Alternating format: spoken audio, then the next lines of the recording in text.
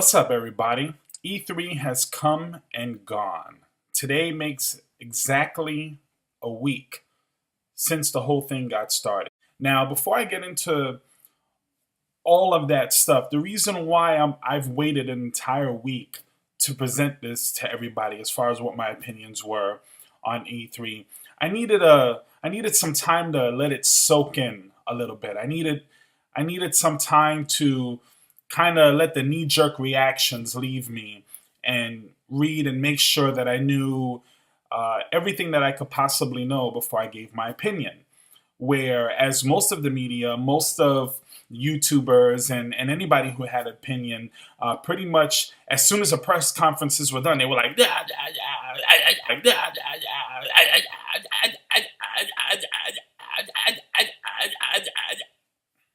and I really didn't want to do that. I didn't want to be just another talking head giving my fanboy opinion as to what's happening. But that's what I'm going to do now. Only I've waited a little bit. So let me break it down a little bit. Now, I'm not going to go into each and every game for either any of the press conferences. It's not what my coverage is. My coverage is to talk about the overall. So okay, let's start off with who won. I think that's probably what everybody always wants to come out. Who won? And a couple of YouTubers out there and a couple of people want to take the high road, say, hey, the gamers won. Bullshit. That's what nobody wants to hear. We all know the gamers won. But not really. Not really. Nintendo, you're in trouble. I am sorry. Yes, we're looking at games and we're talking about games. And I will admit, Zelda looks great. Now, if you want to go by who has the best exclusives, well, if you're a Nintendo fan, obviously you're going to say Nintendo. And you have a valid point. But that's totally the wrong way to look at it. You see, Sony and Microsoft are fighting for who has the best exclusives because their third-party support is almost identical. So they're trying to get a leg up. Where Nintendo, they don't have any third-party support. So if you're basing the show and including Nintendo based solely on exclusives, and you got Nintendo up here and everybody else is down here, well, that's unfair because you need to leverage out exclusives with just other games. It really doesn't matter what exclusives of which if you only own one system because you know that you're going to get those exclusive games. They're there. You don't have no problem with that unless you want something on the other side. But if you're on the Sony side or the Microsoft side, you're not too worried unless you're fooled by the media. And I'm going to get into that in a minute. But you're not too worried about it. You know, you're going to get Destiny. You're going to get The Division. You're going to get Mortal Kombat. You're going to get The Witcher. You're going to get those games. Now, if you want Quantum Break or Sunset Overdrive or Crackdown, well, you better get an Xbox. And, you know, if you want later on in the future God of War or The Last Guardians if it ever comes out, or a new Infamous game that comes out, or a new Killzone game that comes out, or anything that Sony is known for, then you better go get a PlayStation. But if you want The Division, if you want The Witcher, if you want Mortal Kombat, you want Call of Duty, you want Battlefield, you want Destiny, sorry, you can't get that on Nintendo. And that's my whole rant on Nintendo right there. You see, back in the day, when it was Nintendo and Sega running everything, or you know what, even when Sony first got into the picture, third-party games were never as good as first-party games. You know, like Sony, their exclusive games were just better than most of the third-party games that came out. Nintendo's for sure, and Sega's for sure. But that's changed. Now the third-party companies are doing just as good, if not better. As much as I think Zelda looks incredible, the new one, I really think it looks great.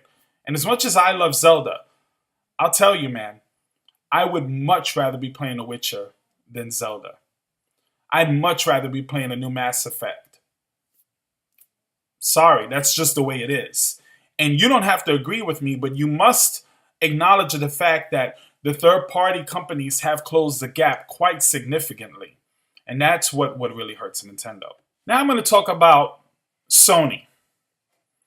Well, I'm not as impressed with the Sony conference as many other people were.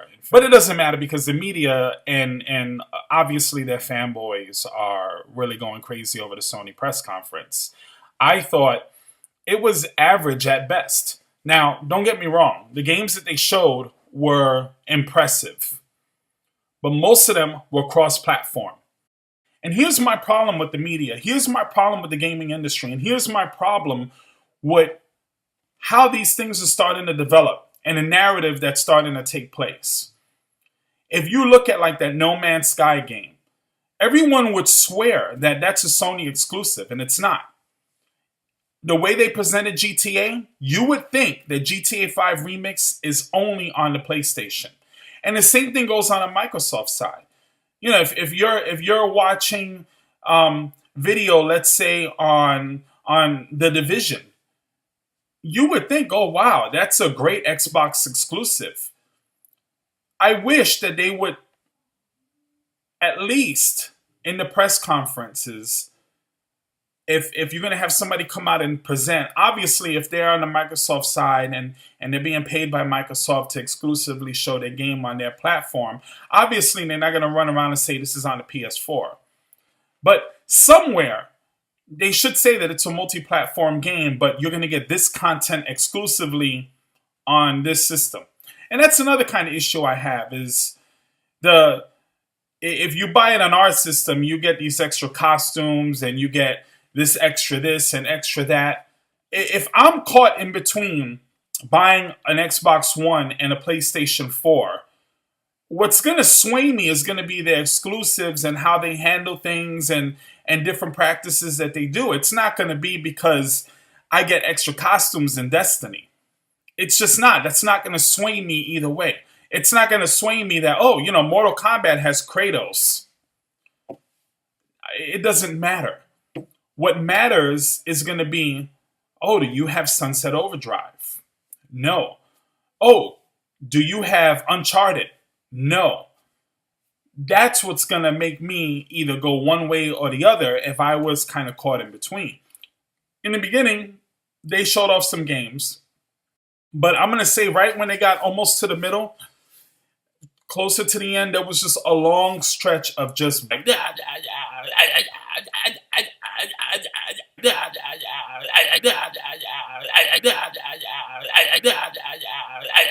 And the whole crazy thing is that they kind of, you know, they're a very shrewd company as far as, you know, the way they speak. And I know a lot of the fans of Sony are probably going to disagree with me and say that Microsoft is. But when you listen to the Microsoft press conferences, they don't bash their competition. And Sony likes to throw in a lot of digs and a lot of stuff. It's almost like, you know, it's almost a revenge thing that the attitude that I feel coming out of the press conference, Sony press conference, is that they almost feel like, you know, they've been done wrong. There was an injustice during the PS3 and the 360, and somehow, you know, this is payback time. You know, so a lot of the little jabs, especially in E3 last year, they waited for Microsoft to make all of their announcements, and then, you know, they were able to hear the feedback on that, and then a couple of hours later in their press conference nail Microsoft, which was a brilliant strategy. But they are a little shrewd. So when they got to that low point of their press conference where they're talking about their PlayStation Eye and I was just I really wasn't paying attention to a lot of the nonsense that they were talking about. They had that guy up there, and that's the thing that people criticized about Microsoft, and yet Sony got the pass. A lot of people who are doing that, you know, when they're analyzing the press conference of Sony, they don't even want to mention that. But it's almost like they switched roles. It's almost like Sony did what Microsoft did last year, and Microsoft did what Sony did last year. At least that's a perception of things, maybe not the reality. But they started off pretty good. they had a real bad middle point, and then all of a sudden at the end, it was like pow, pow, pow. They were just killing it. Uncharted looked great. I heard that that was actually game footage, so that is really impressive. The Order, I don't know. And Destiny, that when in the beginning when they had their opening and it was Destiny, I was like, come on, I've seen the game already. I don't need this to be the opener. I don't need this to be the tease. And I certainly, didn't think that their trailer did them any justice. It didn't make the game look any better or show us anything new. So a little letdown. But the main problem that I had is a lot of the games that they showed, especially when they went on this huge indie thing, again, and I'm going to say it, and I don't care who likes it or who doesn't.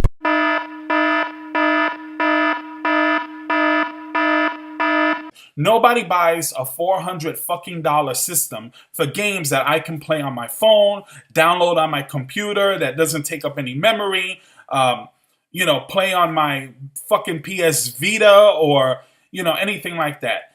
Nobody gives a shit about indie games. They're nice to have in between the AAA titles, but again, stop focusing so much on the fucking indie titles. Sorry, excuse my French. Ah, les belles femmes skunk fatales. But I'm just tired of it. I'm tired of it. It is not the main focus of anything. You compare any indie game to a AAA title. The AAA title is always going to sell better, always going to have more focus, always going to have more recognition. It's just going to be overall bigger. I'm not saying that they're always better, because a lot of times AAA titles are shitty, and I understand why the indie has been a big focus, is because they spend a lot less money on creating those games, and then the return is almost as big. I get that. I understand the business model. I just think as gamers are concerned, we are not buying a next generation for indie titles. Most of those games you can get on your computer. Most of those games you can get on your phone. You can get most of them games on your fucking phone. Come on.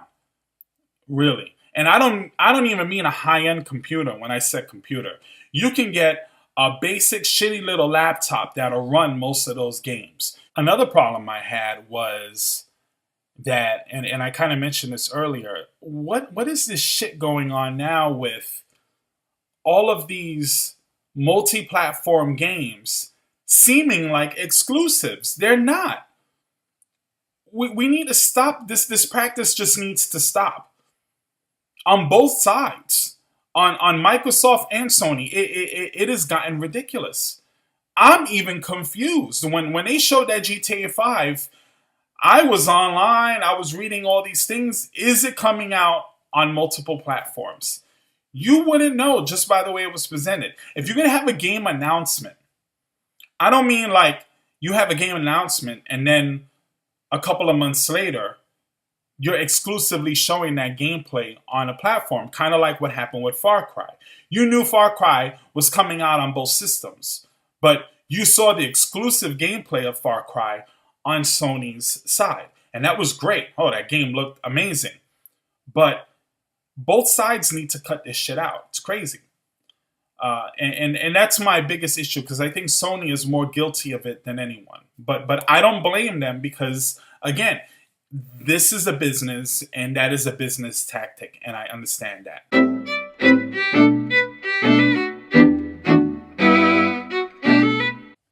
The Dying Light seems like a cool game. I want to play it. But the Dead Island 2, come on. I've had enough. Really, I've had enough.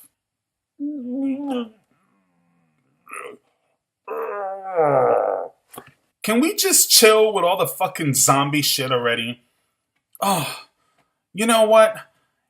If they don't ever release a zombie game again, I'd be totally fucking cool with that. So what happens is that all these multi-platform games, they show exclusively on one side or the other. And that's how a lot of people judge which had the best press conference. So if I was going by that, then yeah, Sony won. And mainly because, oh my God, fucking Mortal Kombat. Now, everybody knows I'm a big fighting game fan. I love KI, I love Street Fighter, love Mortal Kombat. But once again, it's coming out on the Xbox One, PS4, even the 360 and PS3 version, will have their own versions. Of course, they won't be what these are, but if you were going by what was shown, yeah, oh, the Mortal Kombat, oh, blew me away. Oh, they showed Far Cry, oh, blew me away. They showed GTA, oh, yes, it blew me away.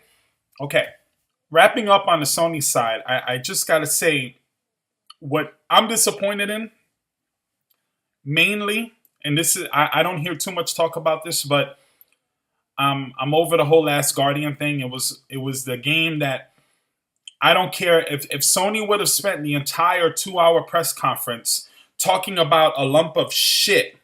Look at this shit. Look at this shit. Oh yeah. Oh, look at our shit.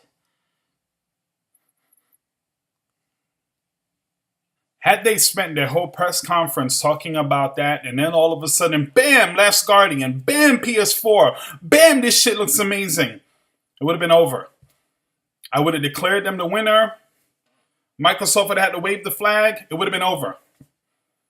Instead, nothing. No announcement. No, not even like what Microsoft did, where they didn't talk about Gears of War, but then it was like a little flash of Gears of War. Did you see that? Did you see it? Anyway, if they would have done something even like that, I would have been much happier. But nothing. Now we're going to go into Microsoft. Now, after last year, all the negative press and all the mistakes that Microsoft made presenting the Xbox One, and I don't think it was as bad as the media had painted it, but it was pretty bad in the sense that, you know, they didn't seem to really have a solid message coming out of it other than, you know, what the Xbox One features are. But like I've said in the past, it is a game console, and you know video games are coming out. You know it has a huge third-party support. So we don't have to act stupid or play stupid. We know what's going to come on it. So when they were showing all the features, okay, it's boring, whatever you deal with it, but, you know, they did have a lot of games to present. But anyway, this year, it was none of that shit. This year, there was just game after game after game after game after game after game after game after game after game. Sorry. Hold on. Oh, by the way, that was Cool Whip. This isn't a product placement thing either, but yeah. Okay. I'm glad that they weren't talking about how many units they sold. I'm glad. And even prior to the E3, they made several announcements so they can get it out of the way. You know, the Kinect not being bundled in, mandatory for the Xbox One, and the price drop. Glad they didn't focus on any of that. Glad they didn't talk about any of the apps coming out in the system. Even though, where the fuck is HBO Go already? Anyway. Glad they didn't focus on any of that stuff. It was just about the games. I mean, I can't complain about that. That's what you want. That's what we want out of a press conference. You want to know that your $400 or $500 investment, what you're going to be able to play on that.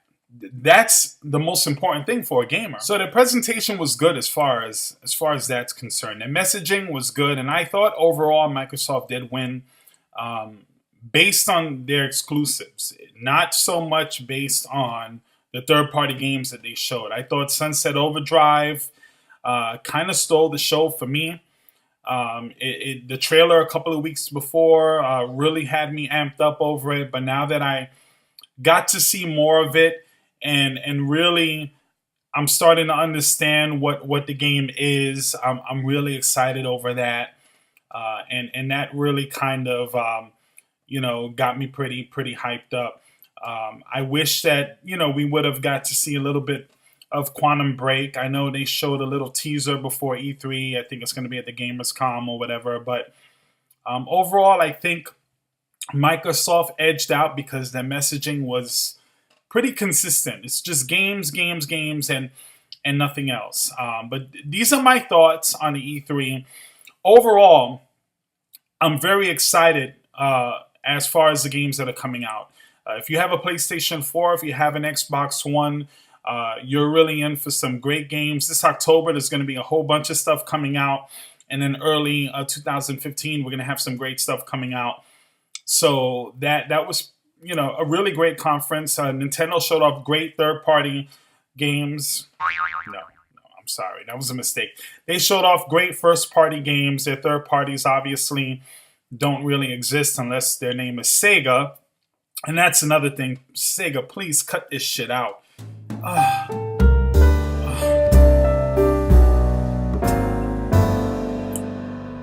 Anyway, so that's my thoughts. I thought Microsoft and Sony were really, really close. I thought Microsoft had the edge.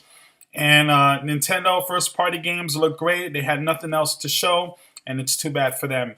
But anyway, hope you enjoyed this video. Please, if you like the stuff that I'm bringing, like, subscribe, share. It's really important as far as me continuing this and bringing you my take on this, because obviously I don't want to be talking to myself.